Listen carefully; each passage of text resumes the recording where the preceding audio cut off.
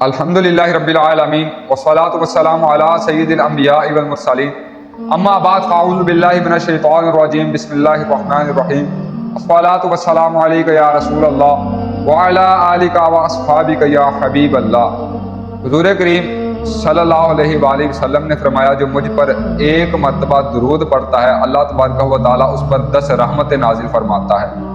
اور پھر حضور کریم صلی اللہ علیہ وآلہ وسلم نے فرمایا جو مجھ پر 50 مرتبہ درود پڑھتا ہے تو میں قیامت کے دن اس کے ساتھ مصافحہ کروں گا۔ تو حضرت انس بن مالک رضی اللہ تعالیٰ عنہ فرماتے ہیں کہ حضور کریم صلی اللہ علیہ وآلہ وسلم نے فرمایا جب اللہ تبارک و تعالیٰ نے زمین کو پیدا کیا تو یہ کانپنے لگی، تو اللہ تبارک و تعالیٰ نے پہاڑ بطور میخوں کے اس زمین میں گاڑ دیے تو یہ ساکن ہو گئی، ٹھہر گئی۔ تو فرشتے عرض کرنے لگے یا اللہ تیری مخلوق میں سب سے زیادہ طاقتور تو یہ پہاڑ ہیں جنہوں نے اتنی بڑی زمین کو قابو کر لیا ہے۔ تو اللہ تبارک و تعالیٰ نے فرشتوں کے اس تعجب پہ لوہے کو پیدا کر دیا۔ جب اللہ تبارک و تعالیٰ نے لوہے کو پیدا کر دیا تو اس نے پہاڑوں کو بھی کاٹ دیا۔ فرشتے عرض کرنے لگے یا اللہ تیری مخلوق میں سب سے زیادہ طاقتور تو یہ لوہا ہے جس نے پہاڑوں کو بھی کاٹ ڈالا۔ پھر اس تعجب پہ اللہ تبارک و تعالیٰ نے آگ کو پیدا کر دیا۔ جب آگ کو پیدا کر دیا تو اس نے لوہے کو بھی پگھلا دیا۔ فرشتے عرض کرنے لگے یا اللہ تیری مخلوق میں سب سے زیادہ طاقتور تو یہ آگ ہے جس نے لوہے کو بھی پگھلا دیا ہے۔ تو پھر اللہ تبارک و تعالیٰ نے پانی کو پیدا کر دیا جس نے آگ کو بھی ٹھنڈا کر دیا، بجھا دیا۔ فرشتے عرض کرنے لگے یا اللہ تیری مخلوق میں سب سے زیادہ طاقتور تو یہ پانی ہے جس نے آگ کو بھی بجھا دیا، ٹھنڈا کر دیا ہے۔ تو اللہ تبارک و تعالیٰ نے ہواؤں کو پیدا کر دیا، ہوائیں پانی کا رخ بدلنا شروع ہو گئی۔ تو فرشتے اب رک گئے، پریشان ہو گئے اور عرض کرنے لگے یا اللہ تو ہی بتا تیری مخلوق میں سب سے زیادہ طاقتور شخص کون ہے؟ تو حضور کریم صلی اللہ علیہ وآلہ وسلم نے فرمایا اللہ تعالیٰ فرماتا ہے اے فرشتوں میری زمین میں سب سے زیادہ طاقتور وہ انسان ہے جو سیدھے ہاتھ سے نیکی کرتا ہے اور الٹے ہاتھ کو پتہ بھی نہیں چلنے دیتا۔ تو اتنے بڑا صدقے کا جو ہے وہ فائدہ ہے۔ آج ہم نیکی کو بڑا ہی حقیر سمجھتے ہیں۔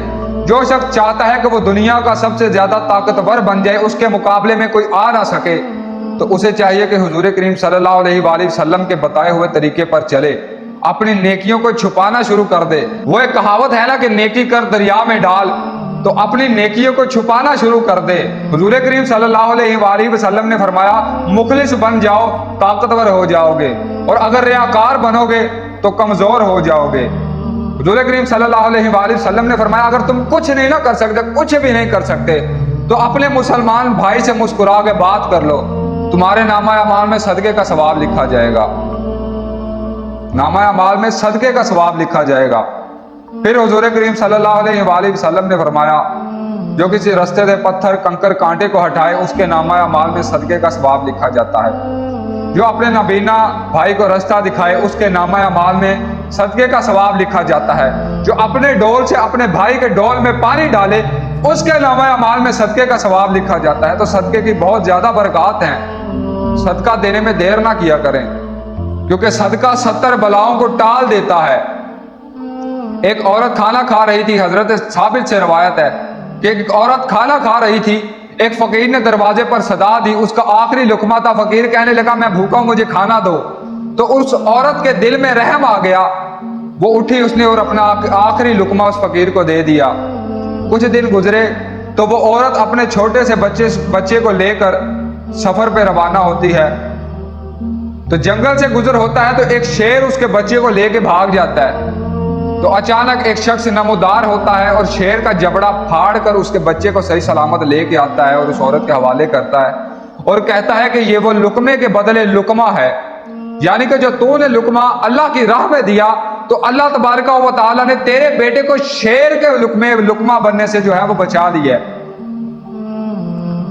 تو حضرت یزید بن میسرہ رحمۃ اللہ تعالیٰ علیہ فرماتے ہیں ہم سے پہلی امتوں میں ایک شخص گزرا جو انتہائی کنجوس تھا، کبھی اللہ کی راہ میں اس نے کچھ خرچ نہیں کیا، وہ اپنا مال و متاع جوڑنے میں مصروف تھا، یہی کوشش کرتا کہ اس کے جو گھر میں ہے وہ اس کا مال میں اضافہ ہوتا چلا جائے۔ اس کی کافی اولاد تھی، جب اس نے اتنا مال جمع کر لیا تو کہنے لگا کہ اب میں عیش و عشرت کی زندگی آرام سے گزار سکتا ہوں۔ तो नौकर उसके सामने हर वक्त हाथ बांधे खड़े रहते। तो एक दिन हजरत मलकुल मौत एक फकीर की शक्ल में उसके दरवाजे पर दस्तक देते हैं। खादिम दौड़ के दरवाजा खोलते हैं, देखते हैं तो एक फकीर। कहने लगते हैं, फकीर तुझे क्या काम है? तो मलकुल मौत जो कि एक फकीर की शक्ल में थे, आप फरमाते हैं कि मुझे तुमसे नहीं तुम्हारे मालिक से काम है। तो वो नौकर झूठ बोल के कहने लगा कि हमारे मालिक हैं जो, वो तुम जैसे फकीरों की बाहर जो है वो खिदमत करने गए हैं, माल बांटने गए हैं। तो मलकुल मौत वापस चले जाते हैं। कुछ देर बाद दोबारा आते हैं, दरवाज़ा खटखटाते हैं, नौकर आके दरवाज़ा खोलता है। आप फरमाते हैं, मैं मलकुल मौत हूँ, जाओ अपने मालिक को इतला दो। तो वो नौकर भागता हुआ अपने मालिक के पास जाता है, उसको बताता है कि मलकुल मौत आए हैं। उसके पैरों के नीचे से ज़मीन निकल जाती है। अपने नौकर को कहता है, गुलाम को कहता है कि मलकुल मौत से नरमी से गुफ्तगू करना। वो नौकर आके मलकुल मौत को कहता है कि आप हमारे मालिक की रूह कब्ज़ ना करें, किसी और की रूह कब्ज़ कर लें, अल्लाह आपको बरकतें नाजिल फरमाए। तो मलकुल मौत फरमाते हैं, मैं तुम्हारे मालिक की रूह कब्ज़ करने आऊँ। ये कहकर आप अंदर दाखिल हो जाते हैं। तो उसके घर में जाकर उस आदमी से कहते हैं कि अपनी आखिरी वसीयत कर ले, मैं तेरी रूह कब्ज़ करने आया हूँ। तो उसके ये सुनकर उसके सब घर वाले चीखो पुकार रोना शुरू कर देते हैं। तो वो अपने गुलामों, अपने खादमों, अपने नौकरों को हुक्म देता है कि जाओ, मेरा जो भी माल है वो सब का सब यहाँ ले आओ, खजानों का मुंह खोल दो, सोना चांदी हीरा मोती जो भी है वो सारा यहाँ अभी के अभी ले आओ। फौरन कार्रवाई होती है, सारा माल उसके कदमों में ढेर कर दिया जाता है। अब वो आदमी अपने माल से मुखातिब हो के कहता है कि ए माल, मैं तेरी वजह से अल्लाह की इबादत ना कर सका, तेरी वजह से मैं नेकी ना कर सका, तूने मुझे नेकी से रोके रखा, तूने मुझे सदका नहीं करने दिया, तूने मुझे दुनिया में इस तरह गुमराह रखा कि आखिरत की तैयारी करने का मौका ही नहीं दिया, लानत हो तुझ पे।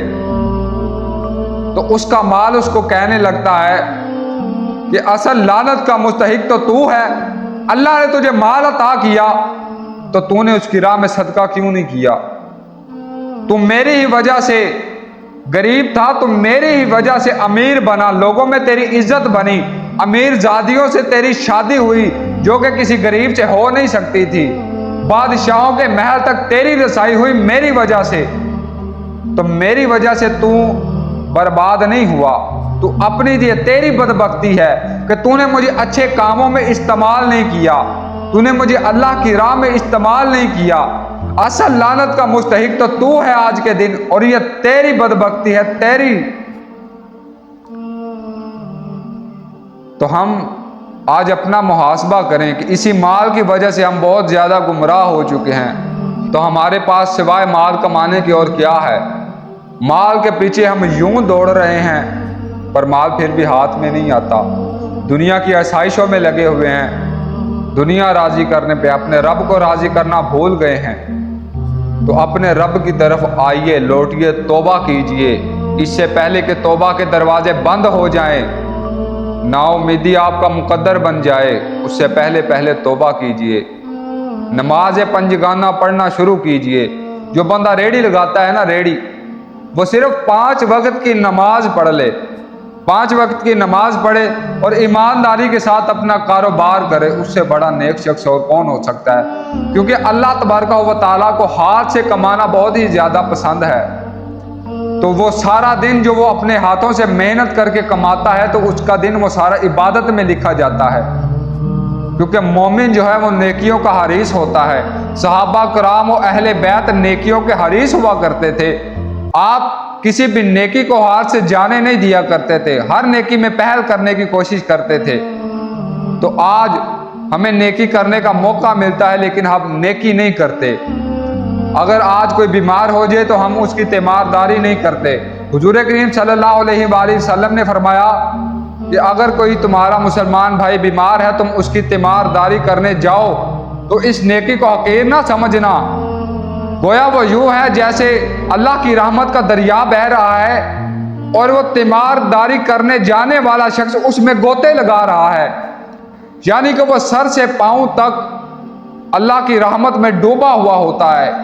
इतनी बड़ी नेकी है ये तीमारदारी करना, बीमार की इयादत करना।